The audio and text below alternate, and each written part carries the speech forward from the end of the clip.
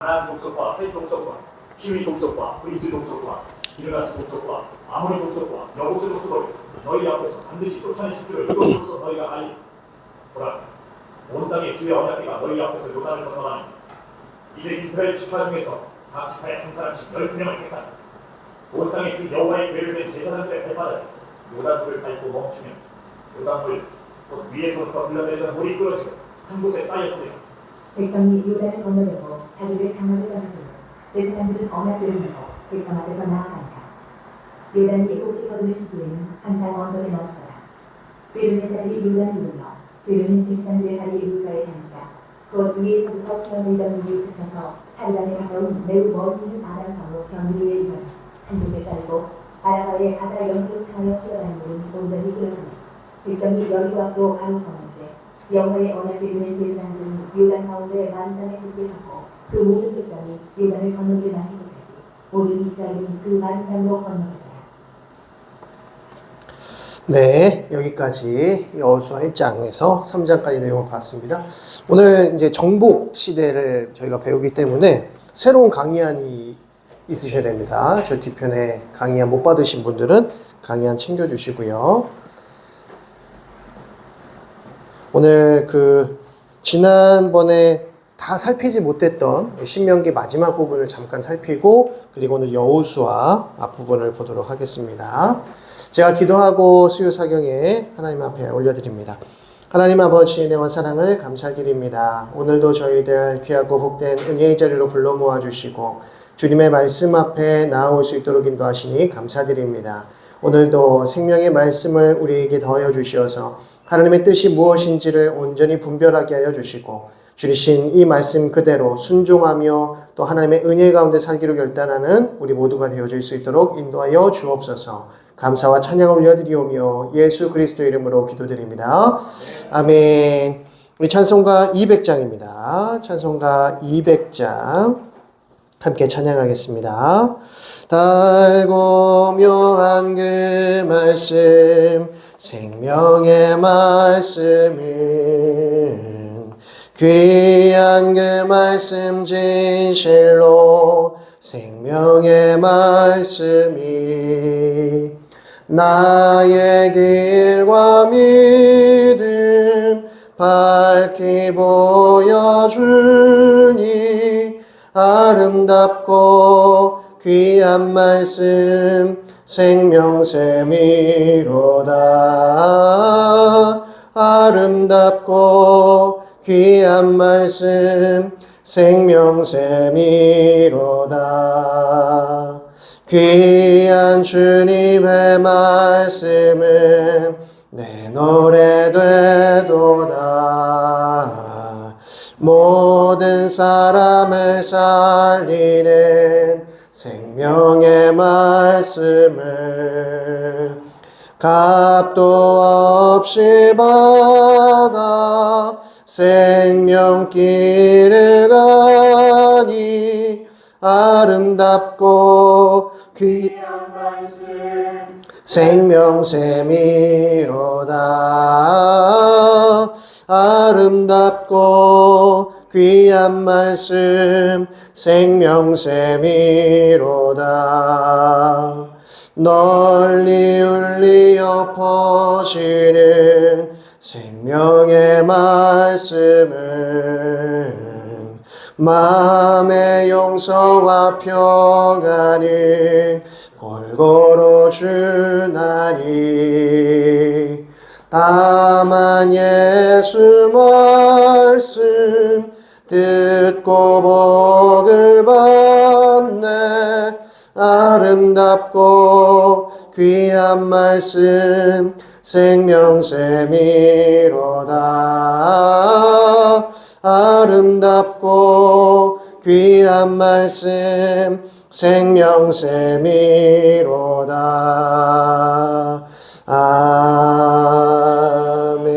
아멘.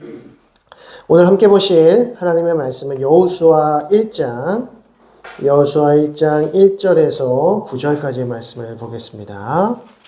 여호수아 1장 1절에서 9절까지의 말씀을 우리 한 절씩 교독하여 읽겠습니다. 여호와의 종 모세가 죽은 후에 여호와께서 모세의 수종자 눈의 아들 여호수아에게 말씀하여 이르시되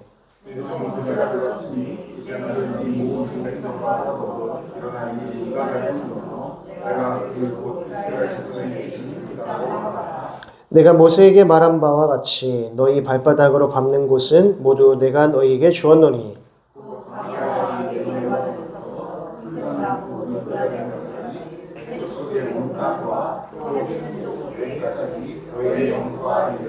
내 평생에 너를 능히 대적할 자가 없으리니 내가 모세와 함께 있었던 것 같이 너와 함께 있을 것임이니라. 내가 너를 떠나지 아니하며 버리지 아니하리니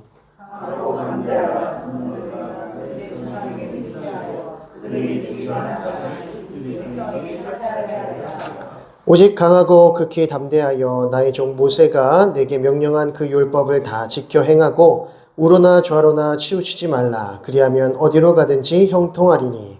이 율법책을 내게 써달라고 하며 주여 그것을 묵상하여 그 안에 금된 대로 다 지켜하라. 그러면 내게 명령하게 될 것이요 내가 형통하리라. 함께 봅니다. 내가 내게 명령한 것이 아니냐. 강하고 담대하라. 두려워하지 말며 놀라지 말라. 내가 어디로 가든지 내 하나님 여호와가 너와 함께 하느니라 하시니라. 아멘. 예, 우리가 지난 시간까지 신명기 28장의 내용까지 좀 본 것 같습니다. 그래서 신명기 28장까지의 내용을 보면서 하나님께서 이제 화와 복에 대한 선포식에 대해서 말씀하시면서 이제 복과 저주를 너희 앞에 두었노니 너희는 이제 결정하라, 선택하라. 그래서 하나님을 하나님께 순종하기로 결단하면 너희에게 복이 있겠지만 하나님께 불순종하고 하나님을 떠나게 되면 너희에게 저주가 임할 것이다 라는 말씀이었습니다. 그래서 이 말씀을 가까이 보니까 순종에 따른 복에 대해서 보면 너무나도 은혜스럽고 이 복이 나에게 임하는 복이었으면 좋겠고 또 우리가 신앙생활 하는 가운데 이런 놀라운 복을 받았으면 좋겠다. 그래 내가 순종하는 삶을 살아야지 라는 생각을 하게 되죠.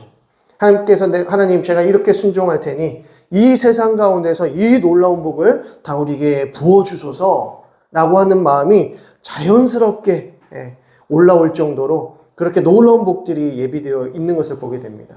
그런데 한편 28장 15절부터 보게 되면 더 많은 내용들 거의 2배, 3배에 가까운 내용들이 등장하는데 그것은 저주에 관한 내용이었습니다.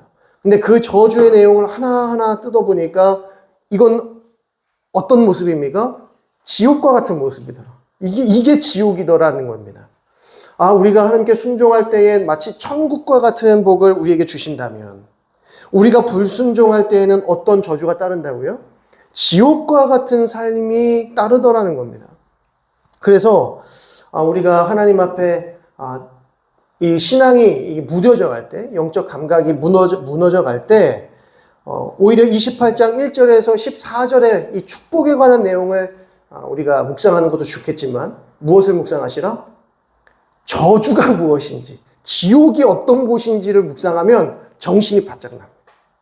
제가 그 28장 15절부터의 내용을 보면서 너무 두려워가지고, 하나님을 떠난 인생이 얼마나 비참하고 두려운가, 하나님을 떠난 인생이 얼마나 지옥과 같은 삶을 살아갈 수밖에 없는가에 대해서 뼈저리게 느끼게 된다는 겁니다.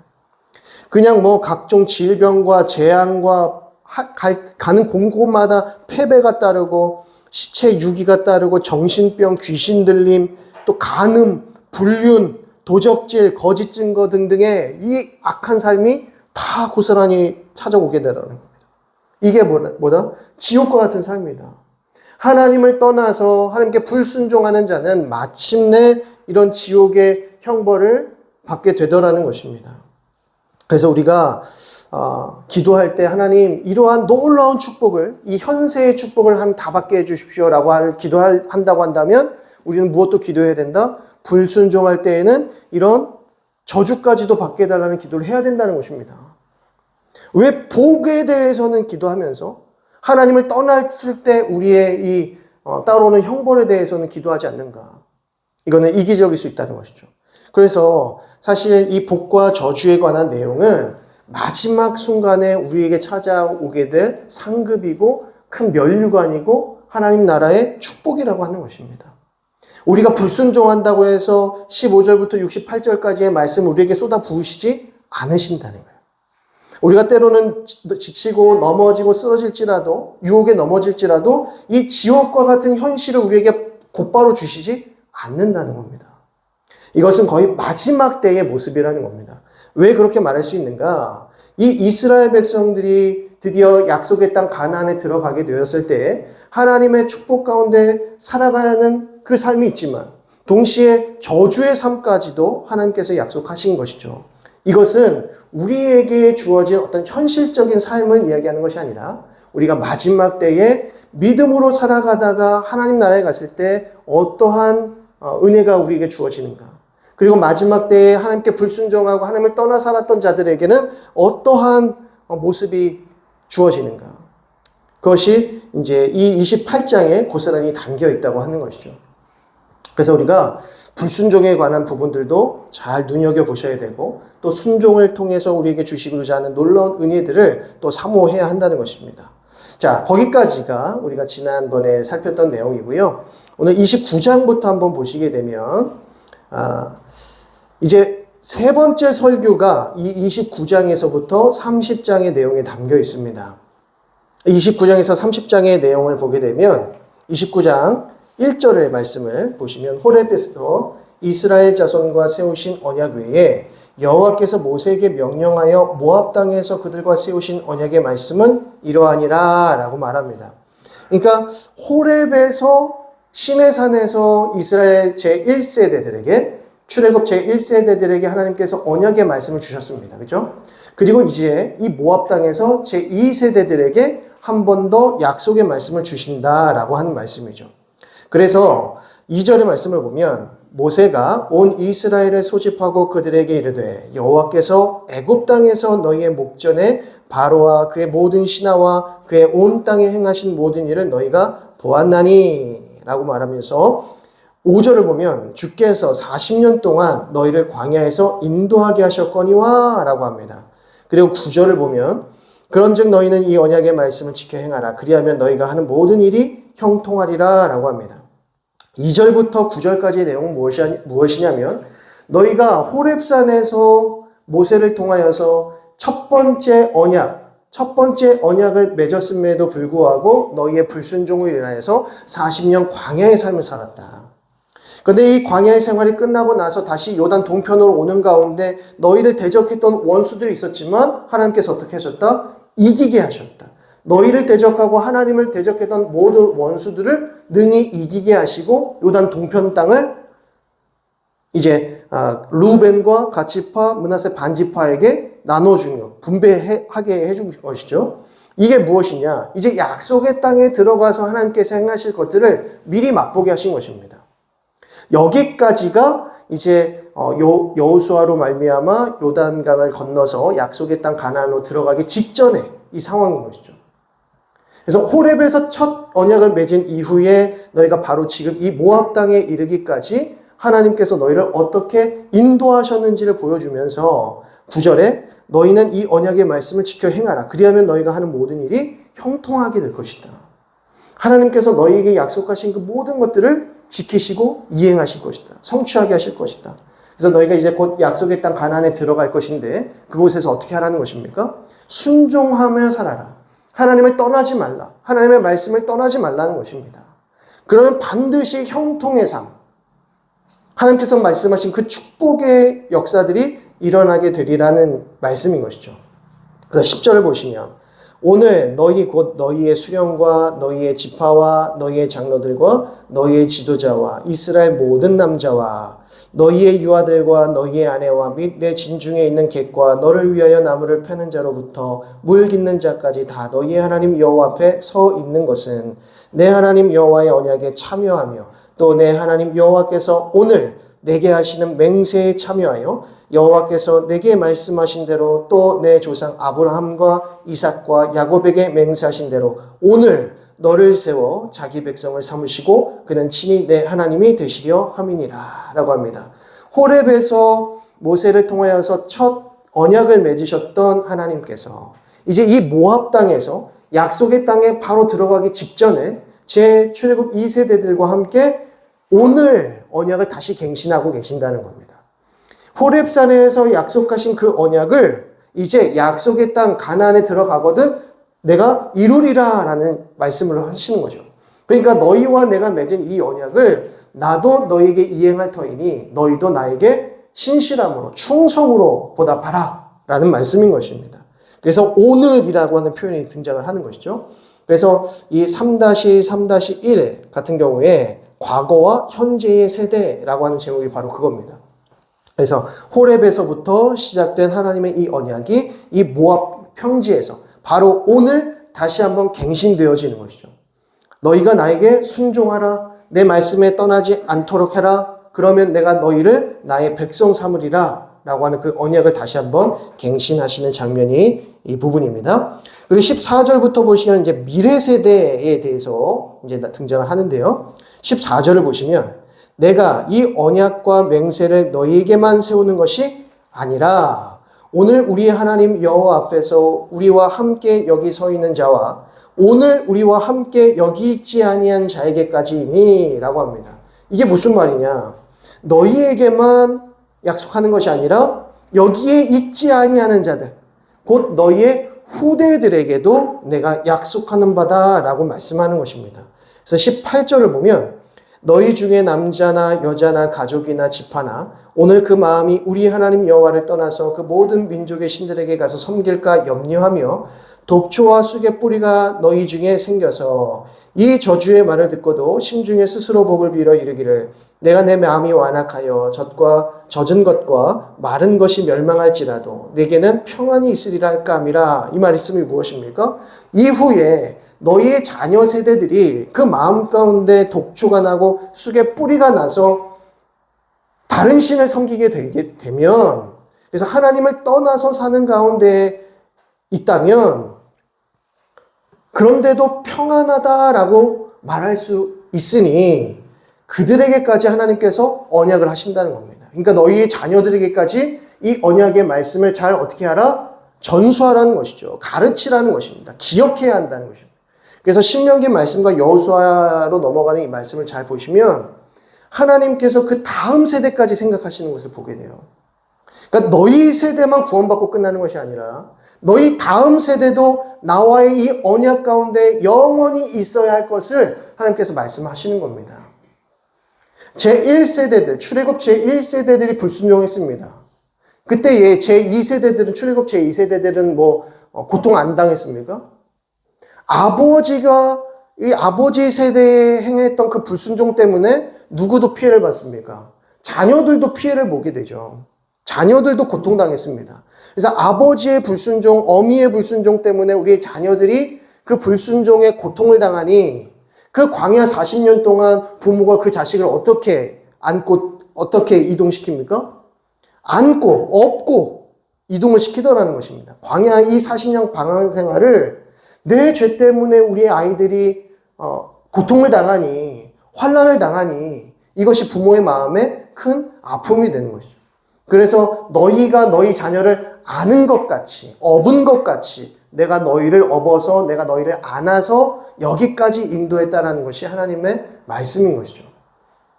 하나님께서는 너희 세대에만 관심이 있는 것이 아니라 너희의 다음 세대까지 관심이 있으시다는 겁니다.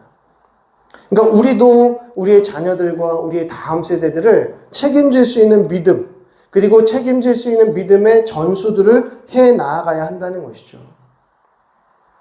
그래서 우리가 주일학교 자녀들도 잘 섬겨야 할 것이고, 우리 청년 세대를 잘 섬겨야 될 것이고, 3049 청년 세대들도 잘 세워줘야 된다는 것입니다. 그래서 이 믿음의 계보가 잘 이어질 수 있도록 애써야 된다는 것이죠. 근데 이제 우리 다음 세대들을 바라보게 되면 현실적으로 매우 큰 어려움들이 많이 있는 것을 보게 됩니다. 지금 우리 서서울노회 안에서도 저도 이제 우리 시차를 통해서도 노회를 통해서도 듣는 이야기는 무엇이냐면 주일학교가 지금 한 교회 한 교회씩 다 통합되고 있어요. 원래 예전 저희 때만 해도 이 통합되었던 부서들이 다시 이렇게 확장되어졌었거든요. 중고등부가 중등부 고등부로 확장되어지고 막 중등부 고등부도 중등부 1부, 중등 1부, 중등 2부 막 이렇게 막 고등 1부, 고등 2부 이렇게 나누는데 지금 이것이 다 통합되고 있다는 거예요. 이제는 우리는 유초등부와 중고등부가 있는데 이 유초등부와 중고등부도 통합될 수도 있다는 거예요. 그럼 나중에는 통합 자체가 의미가 없어서 그냥 주일학교 부서 자체가 없어지는 교회가 많이 있다는 거죠. 그래서 어떻게 보면 저희 노회 안에서도 이렇게 유초등부, 중고등부 이 대회가 있을 때마다 찬양대회, 성경대회 이렇게 있을 때마다 보내고 싶은 교회들이 있지만 못 보내는 교회도 너무 많아요. 그래서 이것이 지금 심각한 문제가 되고 있습니다. 이것이 교회의 문제만이 아니라 사회적인 문제인 것이죠. 그러니까 아기를 안 낳아요. 아기를 안 낳아. 근데 아이를 안 낳는 것은 뭐 여러 가지 문제가 있겠지만 결국 한 가지입니다. 부모가 이기적이라서 그렇습니다. 다음 세대를 생각할 마음이 없기 때문에 힘들거든요.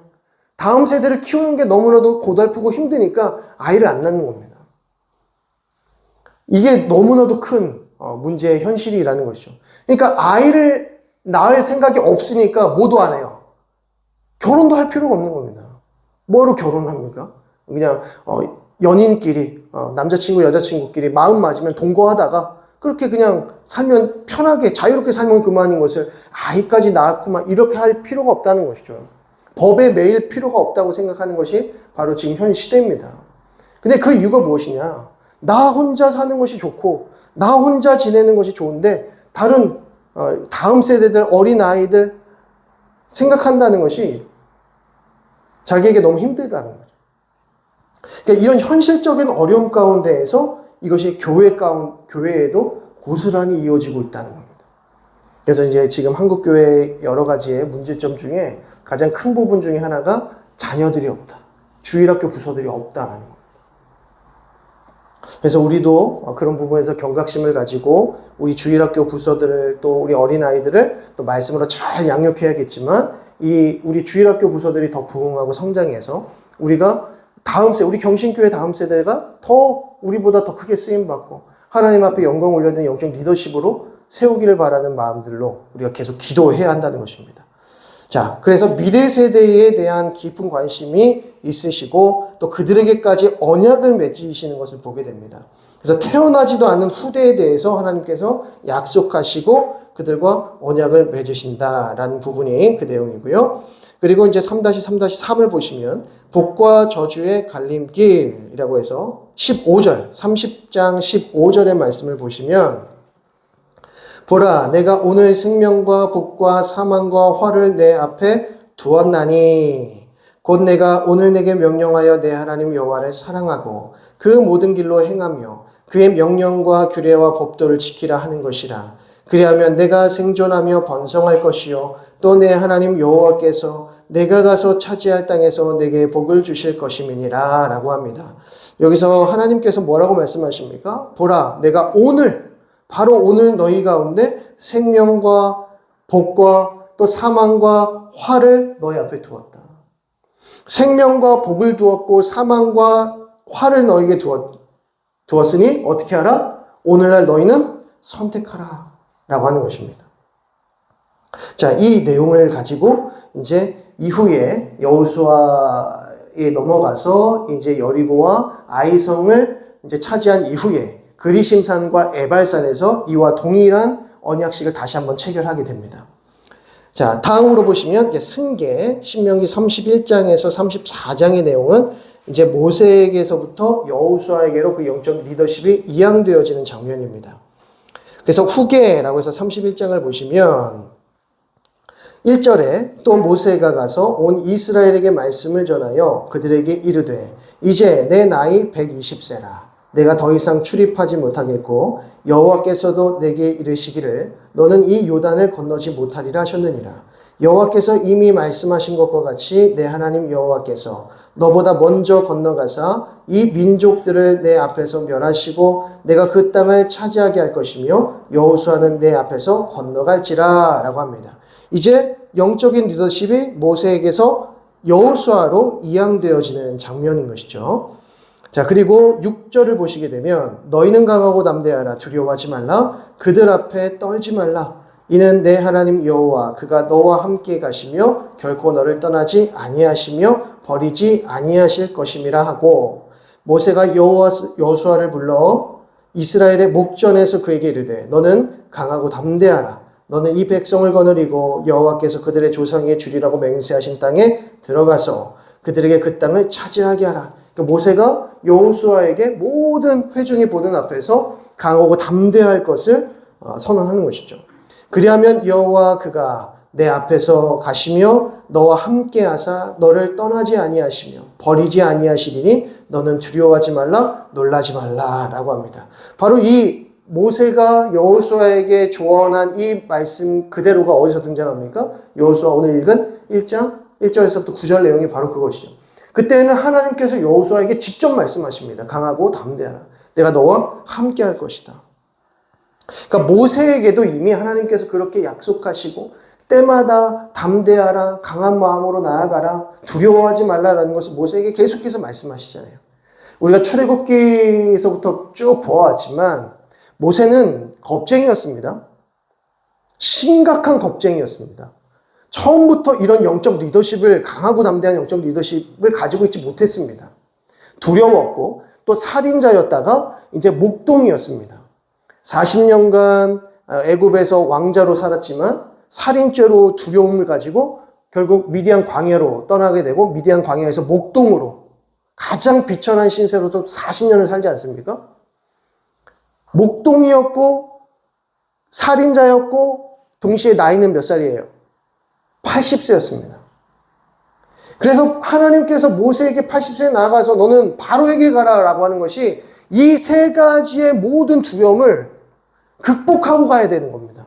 살인자였던 부분들에서 또 가장 비천했던 목동의 자리에서 그리고 더 나이가 많고 연약한 할아버지의 모습으로 당대의 가장 위대했던 왕 바로에게 가라고 하는 것은 그야말로 강하고 아예 그냥 정신줄을 놓지 않고서는 갈 수 없는 것이죠. 제정신으로는 갈 수 없는 상황인 것입니다.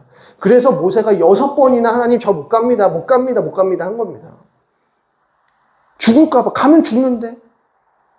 그런데 마지막 그 순간에까지라도 하나님께서 내가 너와 함께 할 것이다. 두려워하지 말라.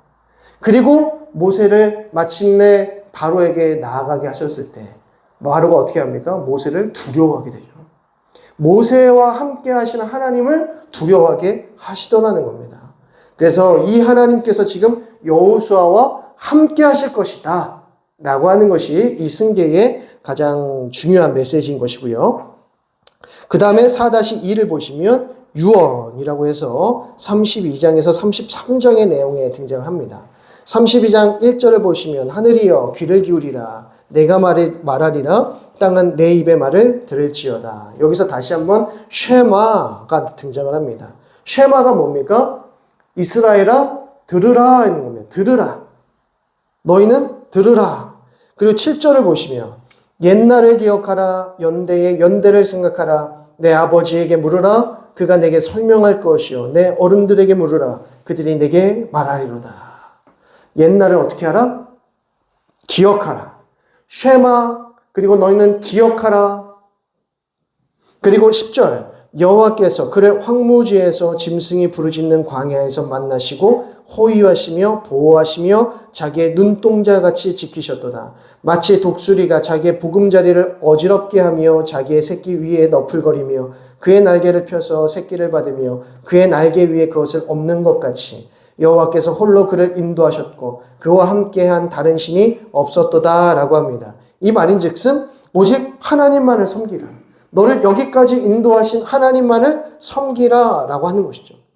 무엇입니까? 들으라, 기억하라, 순종하라, 섬기라.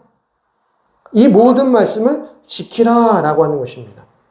이것이 이제 모세의 노래라고 해서 32장에 등장하고요. 그리고 39절을 보시겠습니다. 39절에 32장 39절 같은 경우에 보시면 이제는 나 곧 내가 그인 줄 알라. 나 외에는 신이 없도다. 나는 죽이기도 하며 살리기도 하며 상하게도 하며 낫게도 하나니 내 손에서 능히 빼앗을 자가 없도다. 46절 그들에게 이르되 내가 오늘 너희에게 증언한 모든 말을 너희의 마음에 두고 너희의 자녀에게 명령하여 이 율법의 모든 말씀을 지켜 행하게 하라. 들으라, 기억하라, 섬기라, 지키라, 그리고 가르치라. 우리의 자녀들에게 되도록 가르치라. 이 모든 말씀을 기억나게 하라라는 것입니다. 그리고 51절에 이는 너희가 신광야 가데스의 무리바 물가에서 이스라엘 자손 중에게 범죄하여 내 거룩함을 이스라엘 자손 중에서 나타내지 아니한 까닭이라.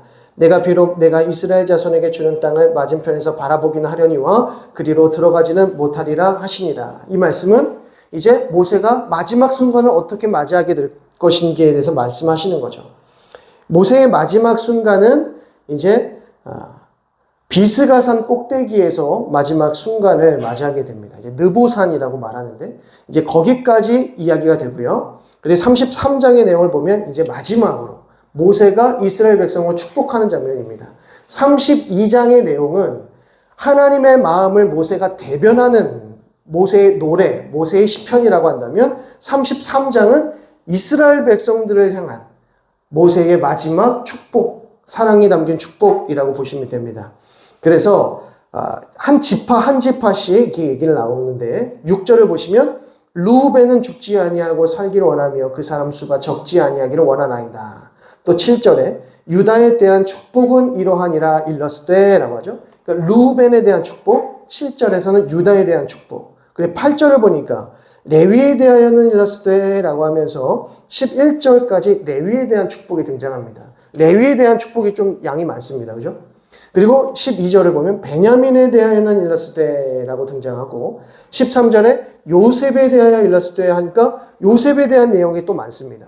그러니까 요셉 지파는 두 개의 지파가 함께 이제 연합되어 있는 것인데 누구와 누구죠? 에브라임과 므낫세 지파가 요셉 지파입니다.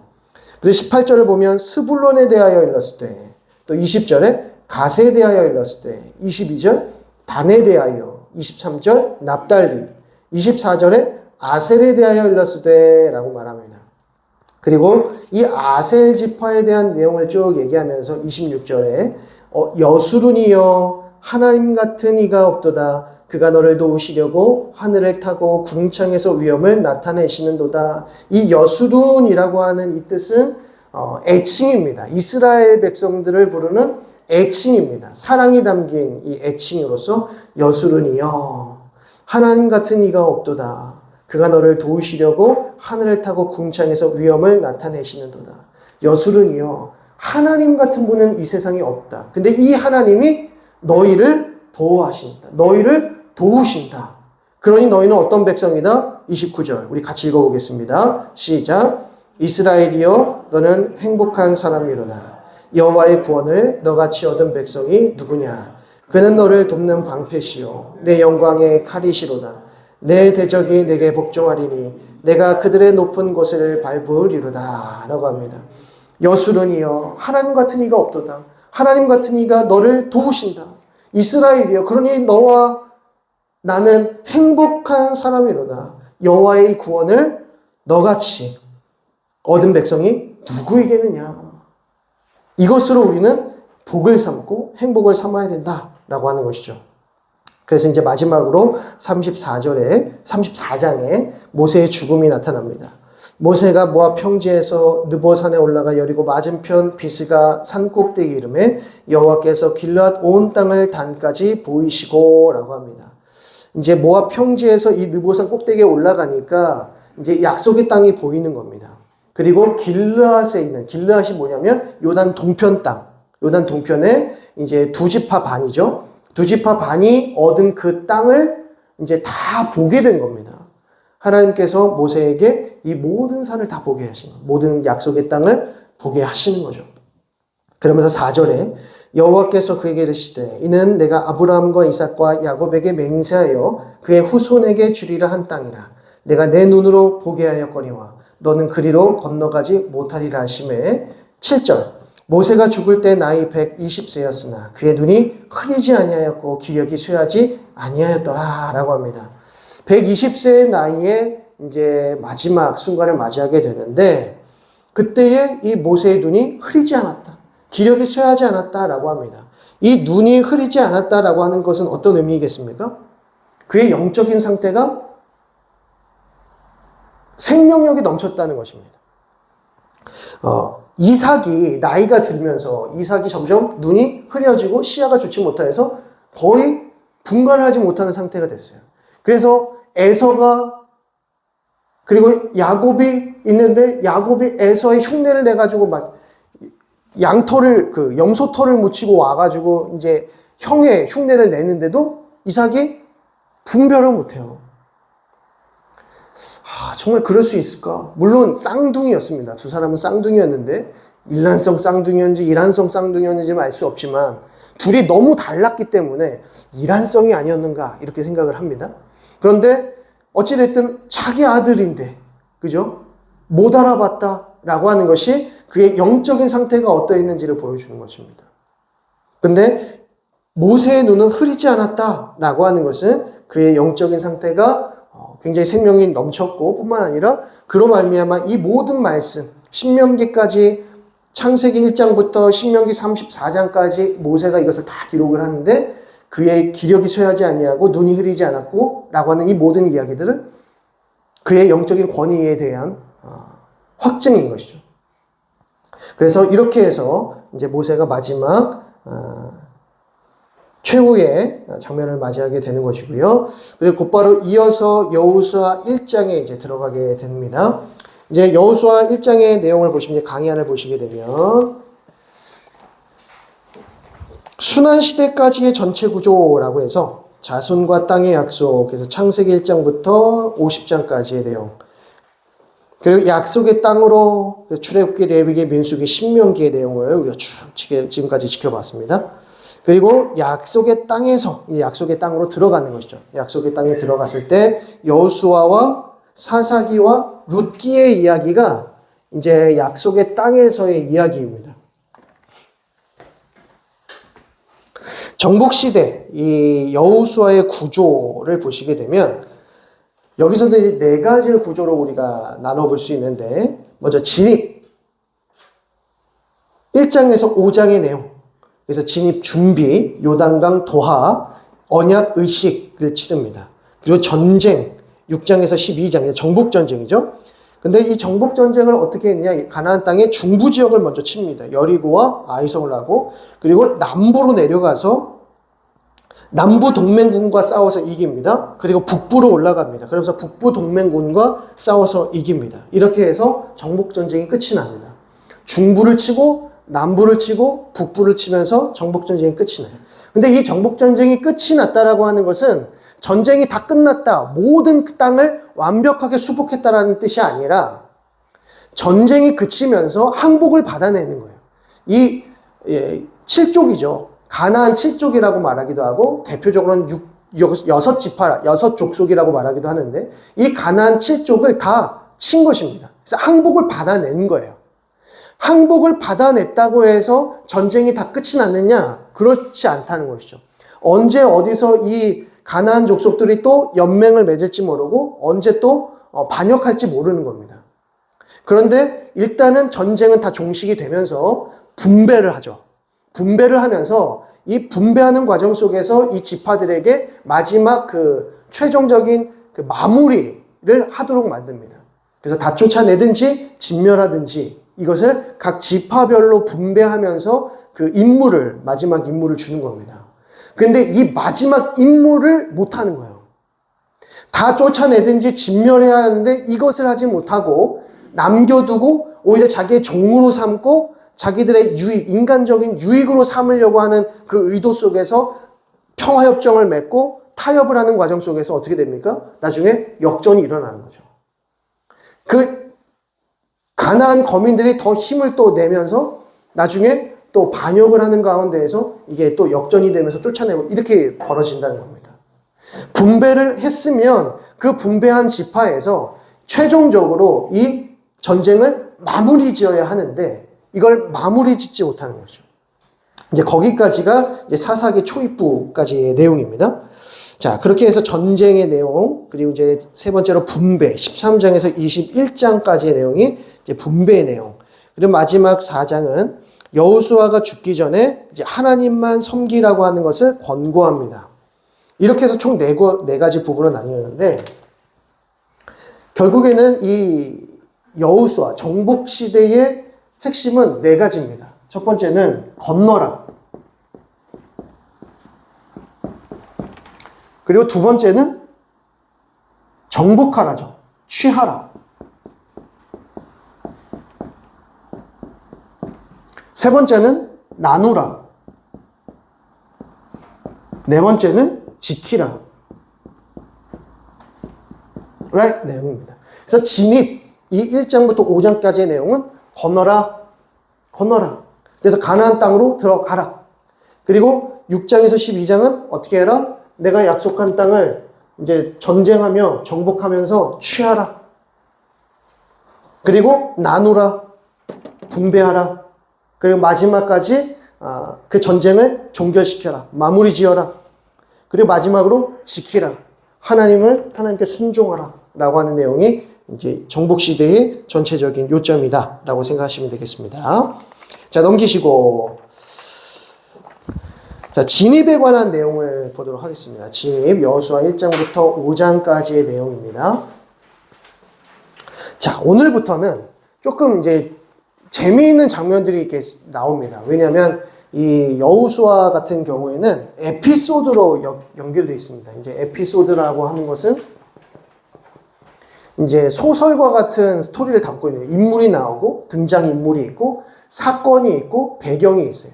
그래서 이야기들이 나옵니다. 이제 이야기 형식으로 나오는데 이 이야기를 이제 내러티브라고 하죠.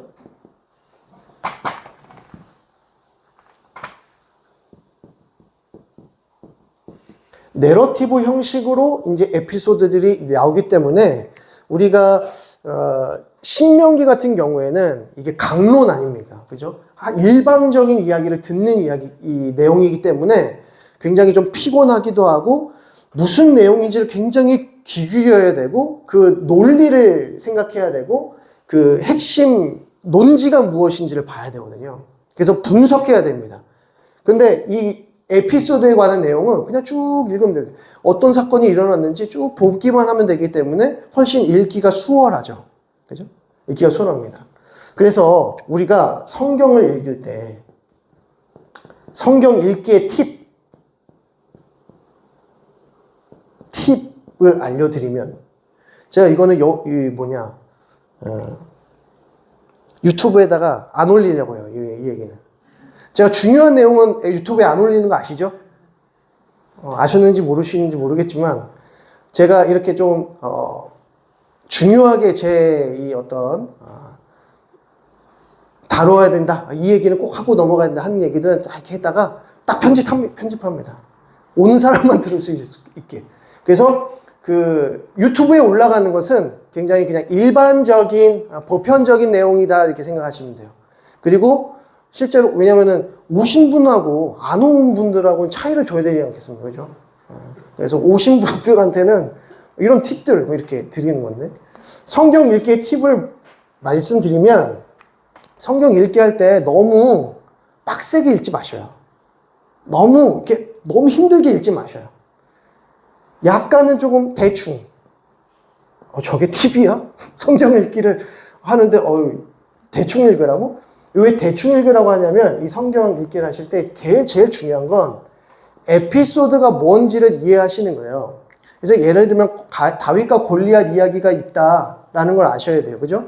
그리고 다윗이 이제 왕이 되어지는 과정 가운데에서 사울에게 괴롭힘을 당하고 여러 가지 이 스토리들이 있지 않습니까? 배경들이 있다고요. 그 에피소드만 이해하시면 돼요. 그런 에피소드들을 중심으로.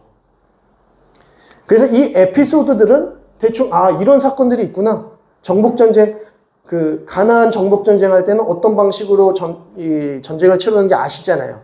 그래서 7바퀴 돌고 마지막 날에는 이제 다시 7바퀴 돌면서 총 13바퀴 돈단 말이죠. 그런데 무너졌어요. 여리고성이.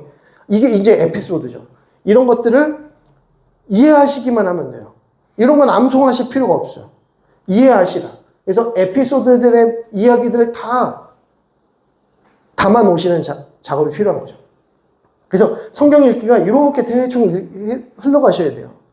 창세기부터도 쭉 읽어가실 때에도 물론 그 안에서 우리가 밑줄 끄고 형광펜으로 칠할 만큼의 너무 중요한 말씀들이 있죠. 그런 것들은 이게 읽어가면서 너무 은혜가 되는 것들은 멈추세요. 멈춰서 암송하시기도 하고 필사를 하시기도 하면서 이 성경을 내려가시면 되죠. 근데 중요한 것은 그 창세기 1장부터 50장까지 어떤 내용이 있는지를 쭉 보시는 게 가장 중요해요. 나중에 어른이 돼서 신앙생활을 처음 시작하신 분들이 성경 말씀을 설교 시간을 힘들어하는 이유가 바로 이것 때문입니다. 에피소드를 몰라. 중간중간에 설교자가 설교를 할 때 다른 본문을 가지고 와서 이 설교의 내용을 강화시킨단 말입니다. 근데 그 다른 내용이 뭔지 몰라. 그렇게 되면 이 설교를 이해하는 깊이가 그만큼 다운이 되는 거고 그만큼 졸리게 되는 거예요. 근데 내가 아는 이 에피소드의 이야기가 이 말씀과 연결이 되고 있다고? 이게 그 내용이었어? 라고 깨닫기 시작하면서부터 뭐가 생깁니까? 말씀에 기쁨이 생기고 즐거움이 생기더라는 거예요. 주일학교가 왜 중요하냐? 주일학교는 계속해서 이 스토리들을 거의 배웁니다. 그래서 주일학교 어린 아이들에게 물론 예언서 같은 경우가 책 자체가 어렵기도 하지만 에피소드 형식으로 담겨있는 내용이 아닌 경우 그냥 저주만 선포되어지고 축복만 선포되어지는 그 내용들은 아이들이 이해하기 어렵기 때문에 대부분 어린이 교재들은 내러티브, 이야기 형식의 내용을 담고 있어요. 그래서 다윗이 어떻게 했는지, 다윗이 골리앗을 어떻게 이겼는지, 또 요셉 이야기를 하면서 요셉의 형들에게 얼마나 큰 미움을 받았는지 이런 이야기들을 하나하나 배워간다는 거죠. 주일학교 아이들이 이렇게 이 말씀들이 있었다는 것을 이야기 형식으로 배워나가다 보면 어느 순간인가 설교를 하는 가운데 설교자는 뭘 하는 사람이에요? 이 성경 전체에 맥을 짚는 사람이죠. 설교는 그겁니다. 설교는 이 성경이 무엇을 이야기하는지에 대한 핵심을, 교리를 선포하는 시간이에요. 이 이야기를 소개하는 시간이 아니라 이야기에 담겨있는 교훈을 이야기하는 것이 아니라 이 말씀을 통해서 하나님께서 우리에게 무슨 말씀을 하시는지 맥을 짚는 거거든요. 그럼 그 맥을 짚으려고 하는데 스토리를 모르면, 스토리 라인을 전혀 알지 못하면 안 잡히는 거죠. 그래서 구슬도 꿰어야 보배다. 구슬도 꿰어야 보배다. 근데 뭐 구슬이 있어야지. 구슬이 막 수십 개, 막 수백 개 있어야 이거를 꿰어서 목걸이를 만들지, 보배를 만들지 할 거 아닙니까? 근데 구슬이 없어요. 구슬이 3개밖에 없어요. 내가 아는 성경 말씀의 에피소드가 3개밖에 없어요. 그러면 맥 짚기가 어려운 겁니다. 성경 읽으실 때 너무 힘들게 읽으시지 말고 어떤 이야기들이 있는지 창세기부터 요한계시록까지 쭉 보시는 거예요.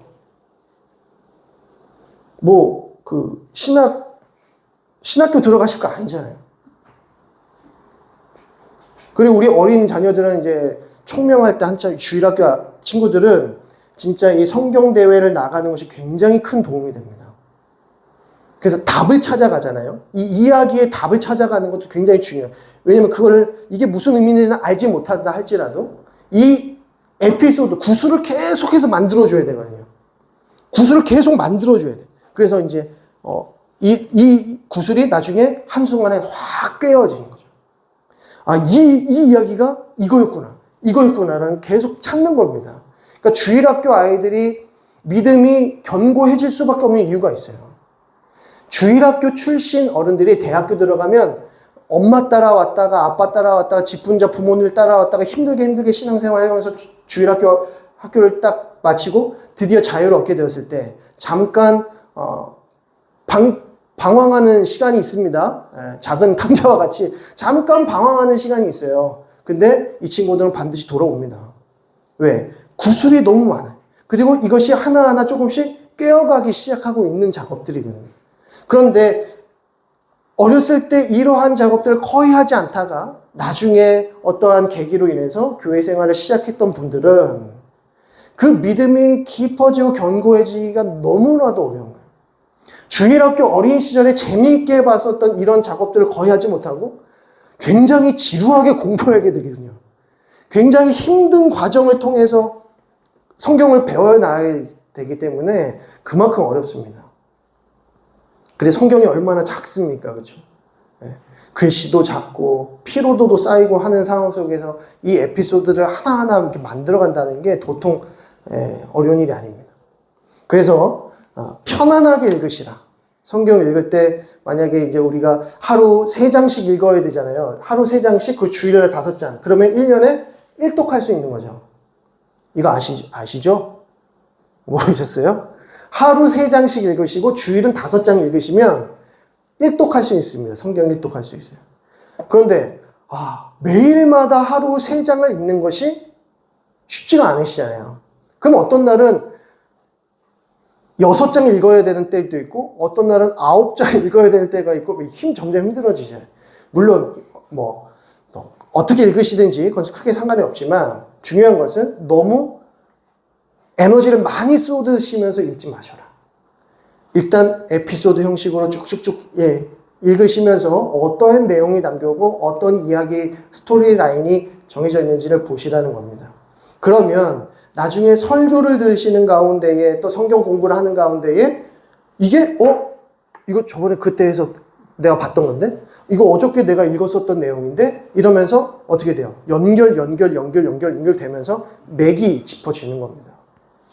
그래서 총알을 만드셔야 돼요. 영적 총알을 계속해서 만들어 놓으셔야 이게 이제 한순간에 큰 폭발력을 갖게 되는 것이죠. 그래서 너무 자세하게 그리고 이제 우리 이육하 목사님 통해서 우리 이규 목사님 통해서 암송은 많이 하셨잖아요. 성경 웬만한 거 다 암송하고 계시잖아요. 그래서 암송을 하시는 것도 되게 중요하지만 암송하신 그 내용을 이제는 하나하나 맥을 짚어 가셔야 된다는 거예요. 그래서 지금 저희가 창세기부터 지금 신명기까지 쭉 해오고 이제 여호수아 들어가는데 이제 여호수아부터는 조금 더 빠르게 이제 스토리 라인으로 정해져 있기 때문에 좀 더 빠릅니다. 대신에 성경 읽기를 계속 쉬지 말고 하셔야 돼요. 쭉 해 나가시다 보면 우리가 이제 수요 사경이 하면서 그 이야기들이 하나하나 잡히게 되는 것이죠. 그래서 제가 이렇게 건너라, 취하라, 나누라, 지키라 이렇게 얘기하니까 벌써 이 여호수아 24장 내용이 딱 잡히는 거잖아요. 이렇게 구조가 되어 있었던 거구나. 이러면 이미 이것을 한번 읽으신 분들은 어느 정도 스토리라인을 알고 계신 분들은 금방 여호수아가 잡히시는 거예요. 여호수아는 그냥 성 13바퀴 돌았더니 성이 무너지더라. 그리고 아이 성도 무너지더라. 그래서 하나님께서 이스라엘 백성들에게 땅을 주시더라. 그냥 이 정도의 얘기가 아니지 않습니까? 그 이야기를 아시려면 그 모든 맥을 이렇게 잡는 거를 더 잘 이해하시려면 여호수아 1장부터 24장의 내용이 어떤 내용이었는지 그 중간중간 에피소드를 아셔야 되고 아간 스토리도 좀 아셔야 되고 그리고 분배하는 그 과정도 좀 아셔야 되고 기본 족속과의 메시지도 좀 아셔야 이렇게 얘기했을 때 이게 그런 내용이구나 하고 맥이 잡히신다는 겁니다. 그래서 성경 읽기 하실 때는 그렇게 읽으시면 좋겠다라는 생각이 듭니다. 이거를 지워야 돼요. 그래야 유튜브에서 이게 저거 좀 그냥 티를 안 내야 돼요. 자, 그 다음에 이제 여호수아의 소명과 확신을 보시게 되면 1장부터 보시게 되면 2절을 보면 내 종 모세가 죽었으니 이제 너는 이 모든 백성과 더불어 일어나 이 요단을 건너 내가 그들 곧 이스라엘 자손에게 주는 그 땅으로 가라. 이거 뭡니까? 요단을 건너라는 이 말씀이 2절에 나옵니다. 그리고 3절과 5절의 말씀을 보면 내가 모세에게 말한 바와 같이 너희 발바닥을 밟는 모든 곳은 내가 너희에게 주었노니 5절 내 평생에 너를 능히 대적할 자가 없으리니 내가 모세와 함께 있었던 것 같이 너와 함께 있을 것임이니라 내가 너를 떠나지 아니하며 버리지 아니하리니. 이게 무슨 내용입니까? 취하라. 내가 너에게 약속한 그 땅을 취하라. 밟으라. 그리고 이제 6절을 보시면 강하고 담대하라. 너는 내가 그들의 조상에게 맹세하여 그들에게 주리라 한 땅을 이 백성에게 차지하게 하리라. 차지하게 하리라 뭡니까? 나누라. 차지하여 이제 나누라. 분배하게 하시는 겁니다. 그리고 7절과 8절의 말씀을 보면 그 율법을 다 지켜 행하고 우러나 저러나 치우치지 말라. 그리하면 어디로 가든지 형통하리니. 8절 후반부에 기록된 대로 다 지켜 행하라. 그리하면 내 길이 평탄케 될 것이면 내가 형통하리라. 뭐해라? 지키라는 거죠. 그러니까 이 여호수아 1장 1절에서 9절의 내용은 여호수아 1장에서 24장의 이 모든 내용을 아우르고 있는 서론부의 역할을 하고 있다는 것을 알게 됩니다. 그래서 이 여호수아 1장에서부터 9장의 내용을 정말 많이 설교하게 되고 그리고 설교를 또 많이 들어보셨을 거예요.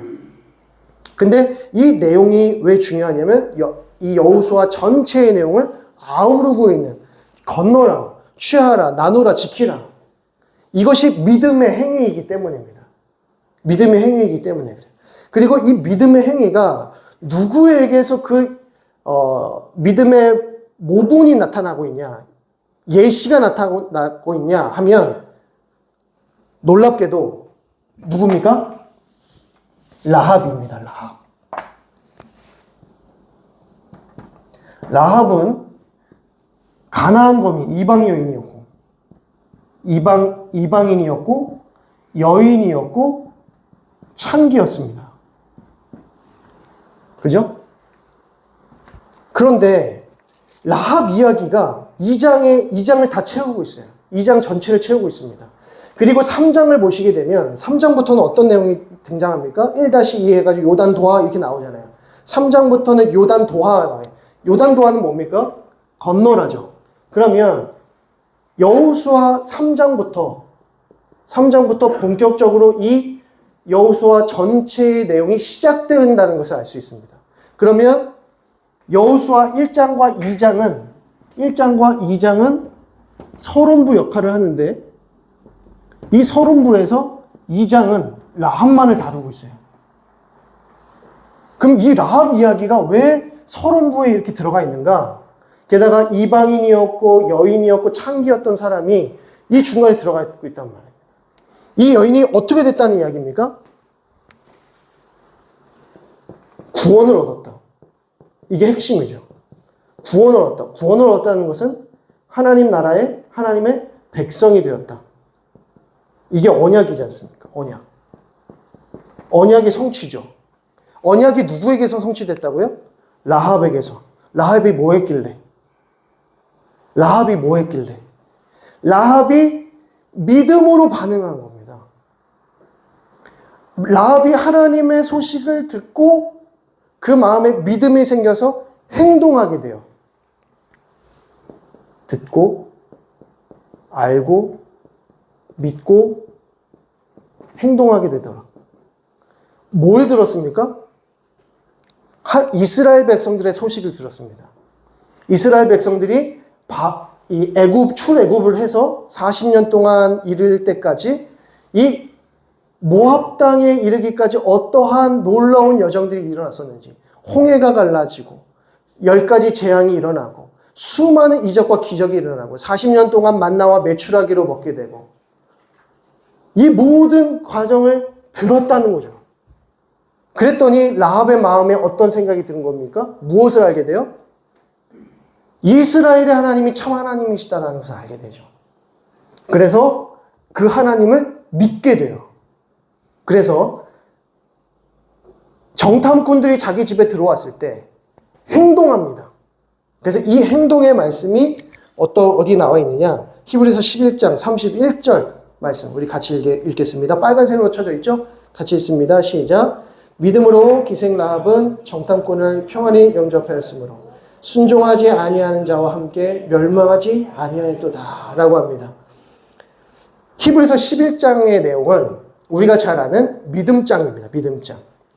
그래서 믿음의 그 선진들의 내용들이 쭉 나와 있는 게 이제 히브리서 11장인데 히브리서 11장은 누구로부터 시작됩니까? 믿음으로 저기부터 시작되죠. 믿음으로 가인 동생 아벨은부터 쭉 시작해요. 그래서 에녹 이야기도 나오고요. 노아 이야기도 나오고 모세 이야기도 나오고 쭉 나오면서 중간에 라합은 이렇게 나와요. 이렇게 생각. 근데 이 히브리서 11장을 보면 믿음장인데 다 행동했다는 게 나와요. 믿음으로 아벨은 하나님 앞에 참된 예물을 드렸다 이렇게 나오잖아요. 다 믿음으로 뭐 했다. 믿음으로 뭐 했다. 믿음으로 행동했다. 여기에서 믿음이 증명이 되는 것입니다. 믿음은 행동 없이도 행위 없이도 믿기만 하면 구원을 얻게 된다 라고 말하면 논리적으로는 맞지만 실제적으로는 그렇게 될 수 없습니다. 왜냐하면 우리 사람은 인격이기 때문에 이게 분간되지 못해요. 믿음은 있는데 그 믿음대로 행동하지 않는다? 이게 말이 되겠습니까? 그럼 믿음이 없는 겁니다. 죽은 믿음이라 그러는 거예요. 믿음이 있다면 어떻게 하게 된다? 행동하게 된다. 믿음으로 아벨은 하나님 앞에 올바른 예물을 드렸다는 겁니다. 그리고 믿음으로 라합은 뭐합니까? 정탐꾼들을 평안히 영접해 주었다는 겁니다. 어떻게 이런 일이 가능했는가? 그가 듣고 알고 믿었기 때문입니다. 모세가 신명기 말씀을 통해서 계속해서 강조하는 게 무엇입니까? 쉐마입니다. 쉐마. 들으라. 우리가 들었을 때 우리 가운데 지식이 일어나고 영적인 지혜가 일어납니다. 알게 돼요. 근데 이 성경 안에서 내가 알았다, 안다 라고 하는 것은 항상 믿음과 가장 긴밀하게 연결되어 있는 단어입니다. 안다라고 하는 단어는 믿는다와 거의 동일한 단어입니다. 그러니까 우리가 믿음으로 알게 되고 알아야 믿는다. 이게 같은 말이에요, 사실은. 그래서 우리가 들었을 때 들음으로 믿음이 일어나지 않습니까? 믿음은 들음에서 나고 쉐마 이스라엘아 들으라 라고 하는 것은 결국 무엇하라는 말씀이죠? 믿고 행동하라, 순종하라는 말씀과 동일한 말씀이라는 겁니다. 근데 이걸 누가 하고 있어요? 이방인이자 여인이자 창기였던 사람은 이스라엘 백성이라고 하는 어떤 백성됨이라고 하는 자격이 전혀 없는 것과 같은 여인이 지금 제일 먼저 구원에 이르렀다라고 하는 약속을 받고 있다라는 겁니다. 그러니까 라합은 여호수아 전체에서 말씀하고 있는 이 믿음의 행위의 전형이다라고 보시면 돼요. 그냥 라합 이야기가 갑자기 에피소드가 쏙 들어간 게 아니라 믿음이 무엇이냐? 이 여호수아 1장 1절에서부터 9절에서 나타나고 있는 그 서론부에 나타나고 있는 이 핵심 메시지가 라합을 통해 이렇게 나타나고 있다. 이것이 믿음이고 이것이 하나님께서 원하시는 행동, 순종이고 그 순종을 통해서 하나님의 백성이 되는 이 언약이 성취되더라는 것이죠. 그러니까 너희가 라합처럼 이렇게 반응하고 순종해야만 하나님과의 이 언약이 온전하게 이루어지게 된다라는 말씀을 하고 있는 겁니다. 그래서 이제 다음 주부터는 우리가 이제 요단강 도하의 장면도 보면서 믿음이 무엇인가, 하나님께서 원하셨던 믿음이 무엇인가에 대해서 더 상세하게 살펴보도록 하겠습니다. 자, 제가 기도하고 마무리하겠습니다. 하나님 아버지 영원 사랑을 감사드립니다. 오늘도 저희들 귀한 말씀의 자리로 나올 수 있도록 인도하시고 이 말씀을 통하여서 하나님의 뜻이 무엇이며 또 우리에게 원하고자 하시는 것들 또 우리에게 베풀고자 하시는 것이 무엇인지를 온전히 깨달을 수 있도록 인도하시니 감사드립니다. 우리가 하나님의 말씀을 듣고 또 알고 믿게 하여 주시고 그 믿는 대로 행동하며 순종할 수 있는 우리 모두가 되어질 수 있도록 인도하여 주옵소서. 그래야 우리의 삶이 믿음의 선진의 반열에 오를 수 있도록 인도하시고 참으로 믿음 있는 종들로 믿음 있는 백성들로 하나님께 칭찬받고 쓰임받는 우리 모두가 될 수 있도록 인도하여 주옵소서. 감사드리며 예수 그리스도의 이름으로 기도드립니다. 아멘. 하늘에 계신 우리 아버지여 이름이 거룩히 여김을 받으시오며 나라의 임하옵시며 뜻이 하늘에서 이룬 것 같이 땅에서도 이루어지이다.